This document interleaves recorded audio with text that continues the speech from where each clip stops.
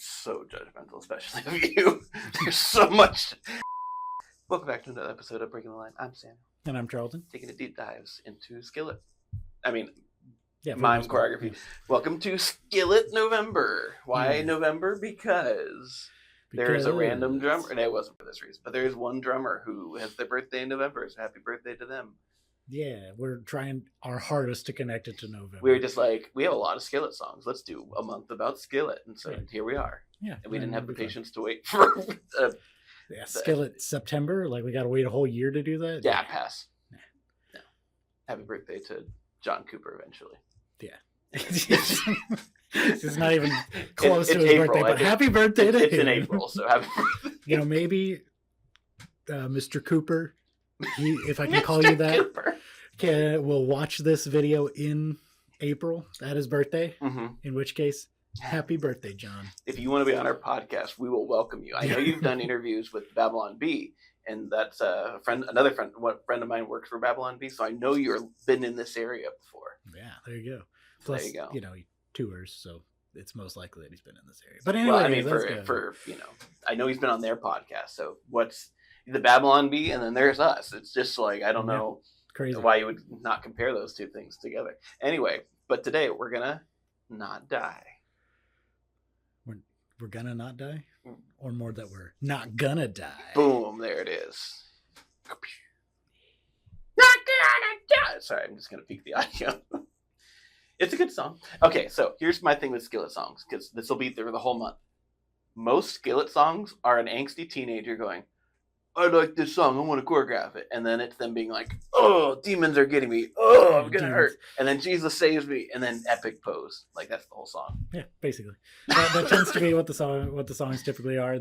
There's a lot of demonology, demon imagery, demon symbology, and bad theology of demons. We'll get to that later. That's a discussion for later. But so there's a lot of demons and stuff that appear in Skillet songs. So we'll get into it a bunch as we get to them, but that will be a major critique I give for most Skillet songs, and it has nothing to do with the song. It's just how the people who tend to like Skillet music haven't always been the ones who just be like, let's do this epic thing that's never been done before with Mime.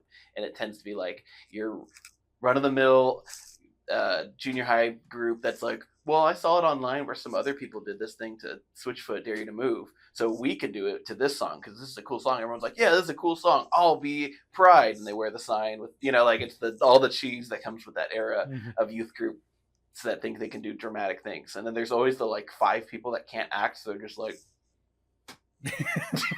like no face. You know exactly. You need to calm down. I see some trauma coming back. Exactly what I'm some very about. Specific things that you're mentioning. I mean, I feel like you've experienced this firsthand. I lived through this era, so there's something to it. But nevertheless, the people who did this one back in Mime Camp 2018 did a pretty phenomenal job. So let's get into it. Okay, let's do it. Man, I love Skillet. So, little random fact about this. I was actually supposed to be in this song, but I didn't have enough time to learn it. So I ended up just booting myself and let them perform this song. So you were just doing another demon, right? Yeah, pretty much. Because this song is like a 4-man mime. Just you can throw more demons if you want. Yeah. Technically, you could do it with 3. All right. How do you feel about the person running towards Jesus and then Satan just be like, nope?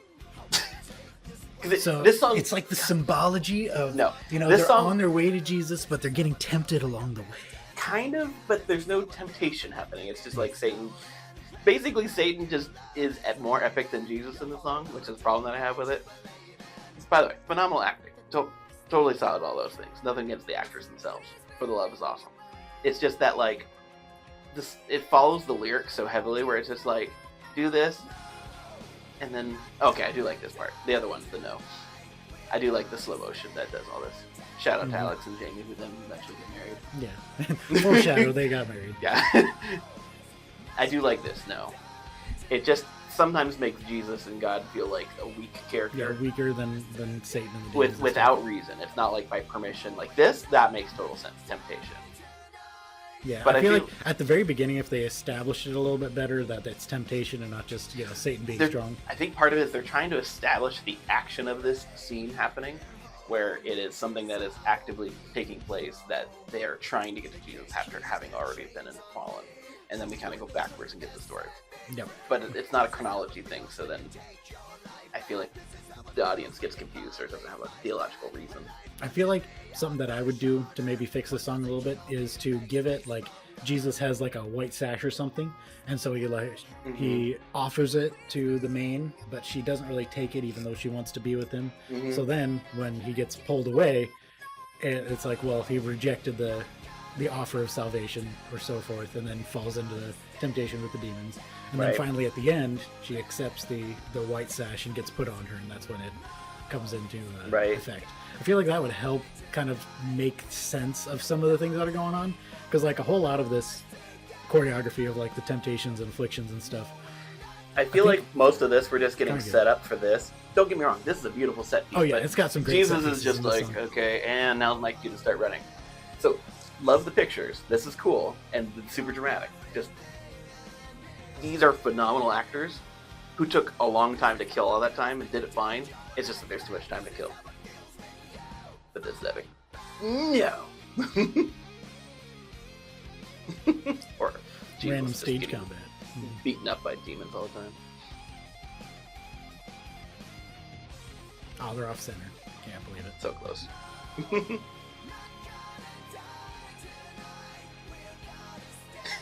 The Bolins just are a little too happy. Not Bolins, sorry. Lawyers. Yeah, you're getting way too happy. Yeah. This also has a little bit of a pacing issue here, where we just need Jesus to arbitrarily be dead until the chorus starts. And I do like this. You move them out so then you can have the super dramatic fall backwards. So it has really cool slow-mo technique. And even, you could almost say this is the going and descending into hell moment of saving the person.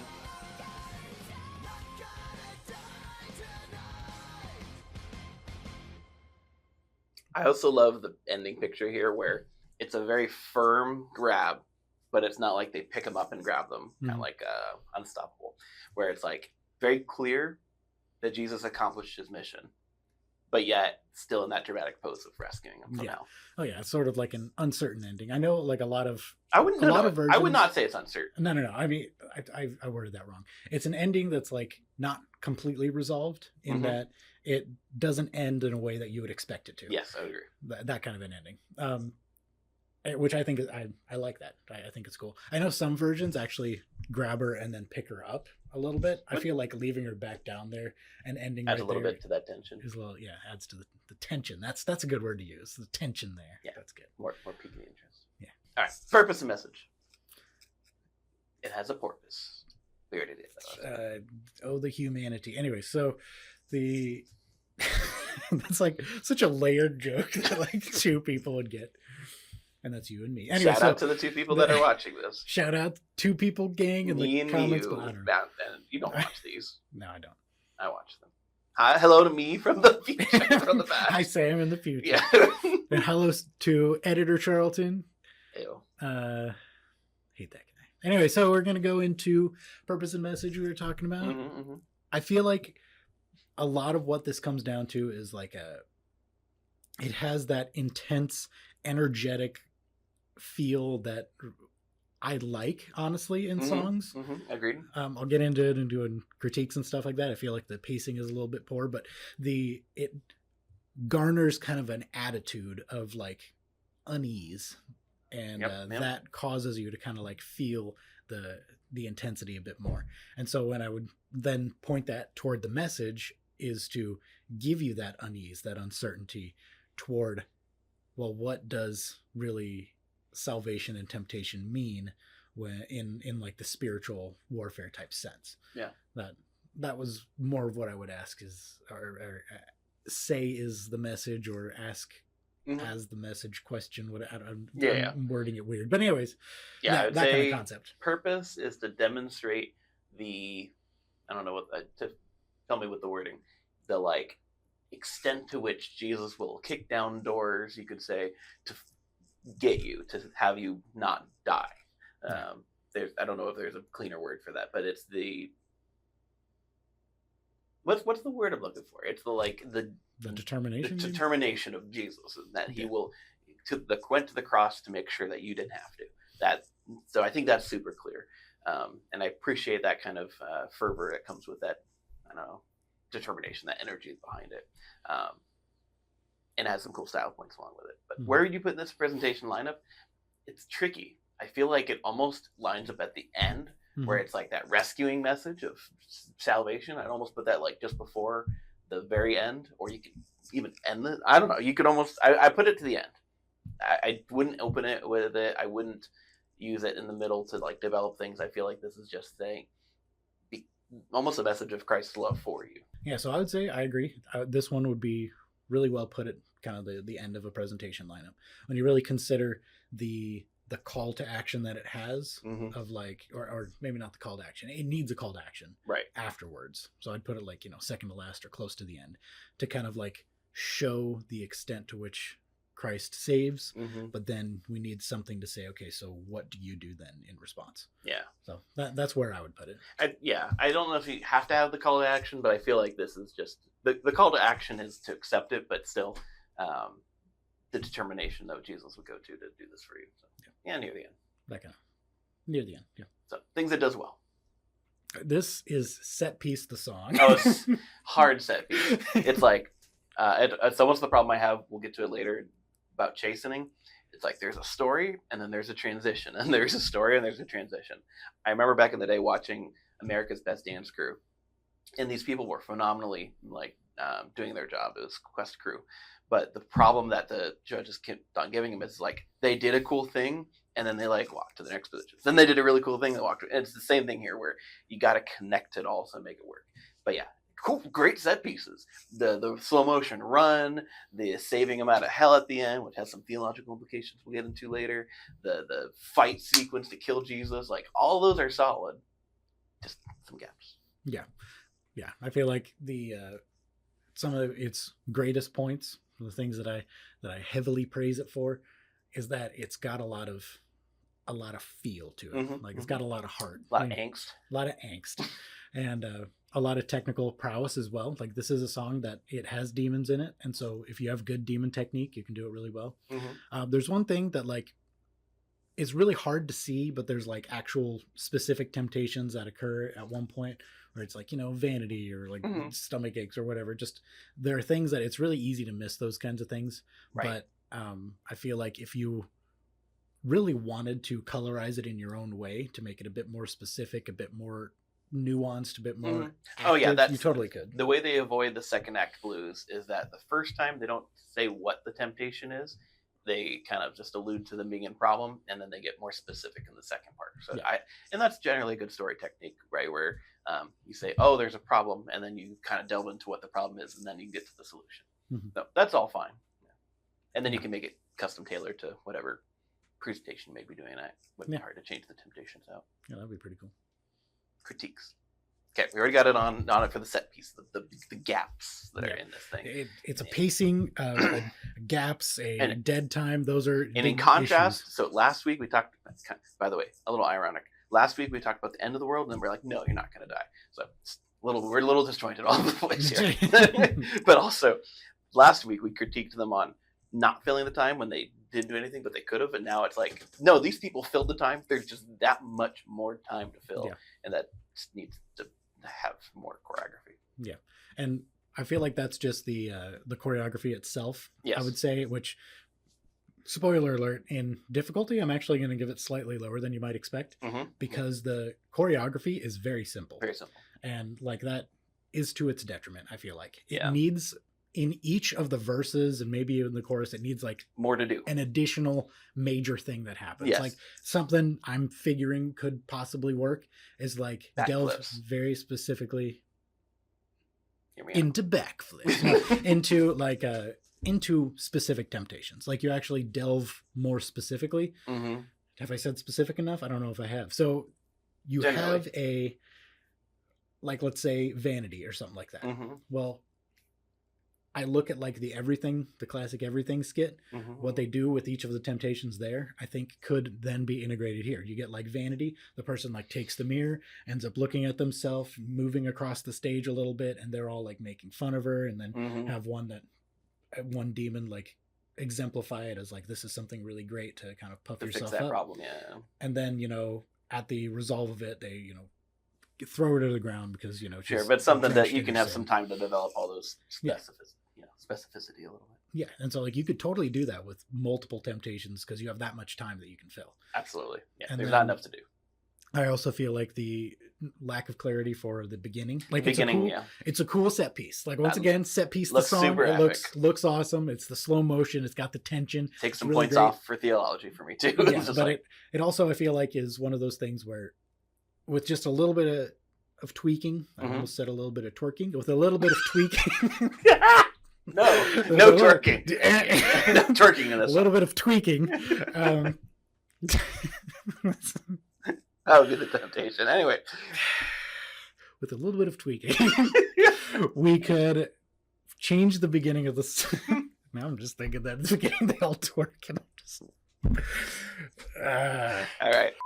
So with a little bit of twerk, so just a little bit of tweaking, I feel like it could be done a lot better with establishing who these characters are. Because, like, you know, when you talk about the classic 3-act structure, the first act is establishing characters, establishing the situation. It's all about establishment. Which you kind of have the establishment of them trying to get away from something.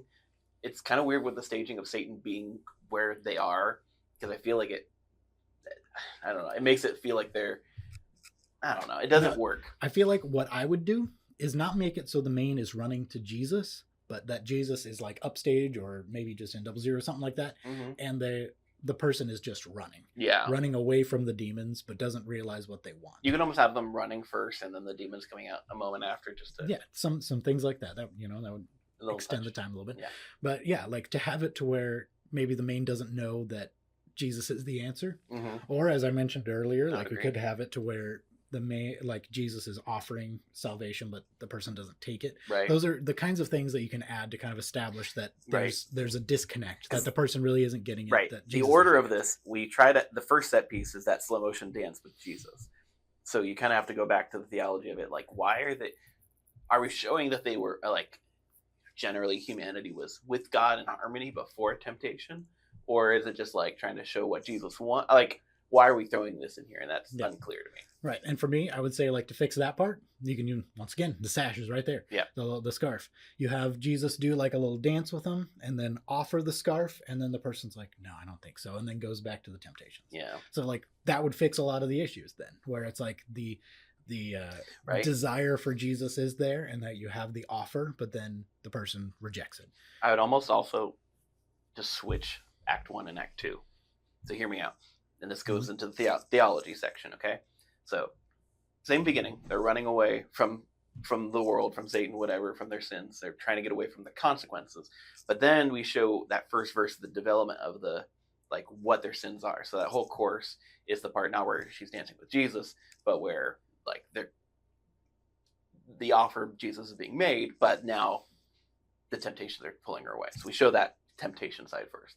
Then we move to the second part where she gets freed from it by Jesus and then is offered the white sash, to which she then takes it, which then, instead of the running sequence, because there's like multiple running sequences where Jesus goes and like throws Satan off of her. Instead of that, Jesus offers her the sash, to which then Satan pulls Jesus away to crucify him. Something closer to that effect. Yeah, I think that would. So that way we're kind of fitting into a more theologically understanding structure. So she's delivered by accepting it after being tempted. That would be my kind of theological bent. I think, yeah, that makes sense. I like that. It could be redeemable here. Yeah. And it's not too old of a song, so I think. What I'm hearing is you're bringing it back. I mean, it only takes a few people. Yeah, only like 4 people is really all you need. Right. I don't know. Technically, you could probably do it with 3. Probably do it with 3. 4 would be a little bit safer. 4 would be better, but you could do it with 3. Like, you just do away with the demon and just make Satan all the demons. Pretty much. And then when it comes to the crucifixion scene, you just have Satan do like 2 on one side, 2 on the other. It'd be a viewpoint. Yeah. You'd have to fix the ending too. There's too much for Jesus on the cross. But theologically, I also appreciate that Jesus doesn't just be like, "Pew, I rose from the dead." It almost is like he descends into hell kind of moment. So actually, we should add this to the list of songs that have Jesus descending into hell. Oh, I guess, sort of. Which is just a random obscure thing that might have happened. Yeah. But I think it's cool because it shows the connection theologically, the cross to deliverance from the death. Yeah. It's good. Clarity. Purpose. Style. Message. Wait. You're going to die tonight. No, I'm not going to die. We're going to stand and fight forever. Don't close your eyes. So what does that even mean? This is like perfect angsty teen lyrics because I'm like, this is the classic, you know, you just throw out random, where you like throw in really profound language that doesn't make any lick of sense, but you know, don't worry about it. Because okay, and also I should rewind the purpose of this song. I feel like it's a great song. The lyrics talk more about like not committing suicide or like not being self-harming, in my opinion. That's not what the choreography is about at all, but it doesn't matter. Yeah. Because when it says we're not going to die, we're going to fight forever, it's like, no, we're going to continue on to this journey. And you can keep going. Like right. That's it. That's the general purpose of the actual music. And we just ripped it out of its context hard. Yeah. Don't worry about that. So anyway, clarity, difficulty, style. That's mostly clear. I think there's parts that we talked about that I would adjust to make it better. As the choreography sits, though, I think there's enough questionable theology that makes me go like, is that how that works? That makes me go closer to like a 3 on clarity, even though I'm still going to get the main message of Jesus saves the day. But like, if you're watching any of our songs and you're not getting that, like, I don't know what we're doing wrong. Yeah, it's a very, very straightforward, simple message. We would expect that from a Christian Mime group. Yeah, and like, I totally agree and of course, like if you do it without the lyrics, would this song still make the same sense? And honestly, I feel like yes. Well, because it's not choreographed to lyrics. Because it's not choreographed to lyrics, yes. And so it's got a lot of that stuff to do with that. But then I do agree, a lot of my issue with this song does come down to like the message kind of being sort of whatever. And you get the message of the song really early on, and then it just kind of goes on from there. So I feel like clarity, I do have to give it some good points for that, but also the message is kind of simple, but not in a good way. Yeah, I agree. Because it can be a good thing if the message is simple, but it can also be a bad thing. So I feel like message being simple, but still, I don't know. I'm going to give it like a 5. Middle of the road. Middle of the road. It makes sense. Don't knock you one bit on that one. Difficulty, I agree with you. Difficulty, it's not that bad. There's slow motion, so there's like a technique that you have to have some practice on. And general choreography, like spacing, but like most of the time it's just like, just be evil or do mild dance choreography. You do demon technique and most of the slow time, motion. Because it's a fun song, people aren't going to be like fighting you. Like they're going to enjoy doing this song with you. People like this song. Like this is a really popular song with the kids who are learning mime. I think I'm going to go up to a 3. Only for the sake of the fact that it's demon technique, and if you're doing demon technique right, you're going to work your quads. Man, so, and what's funny is like I think I'm going to give it a 5. The reason I'm going for a 5 is like because it's got the demon technique, it's got the slow motion technique, it's got other techniques, characterization, colorization that you need to add into it to make it yours. I feel like it gets difficulty points. The choreography itself, as far as like the blocking and the, we'll say, complexity of the staging itself, gets like a -3 for me. You know, because it's like you're here and then you're over here. You're here and you go to here. It's like super basic, straightforward. It almost is like staging. We forgot about Jesus for a minute. This is classic choreography. If you're ever choreographing a song, like remember that Jesus can't just stand there. Do something with him. Because the whole middle section, he's just like waiting for his cue to go run without. Like, okay, it's time to run in 3, 2. Right, without a sense of like it's kind of the powerless Jesus problem, or without a sense of like, oh, she's praying towards me or like wants to accept me, therefore I'll run. Like it's none of that. It's just like now the epic music, you know, Baywatch time. So style, set piece of the song. It has solid set pieces. I'm gonna knock it off 1 or 2 points just because it leaves holes, and I feel like a good stylistic song won't have those gaps because that's where you're gonna get dropped.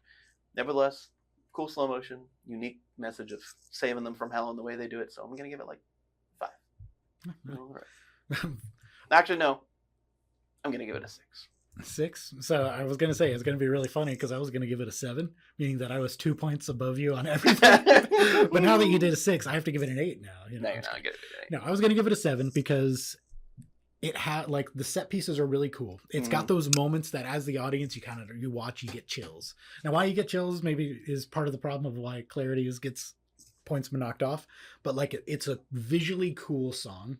And like it's got the cool set pieces. I really like at the end where they grab the main, but they don't really pull her up. So it's kind of got that like tension, like you said. I really like the way that describes it. It's adds such an important aspect to the way that this song ends. And I feel like thumbs up from me. I would agree. It's really good.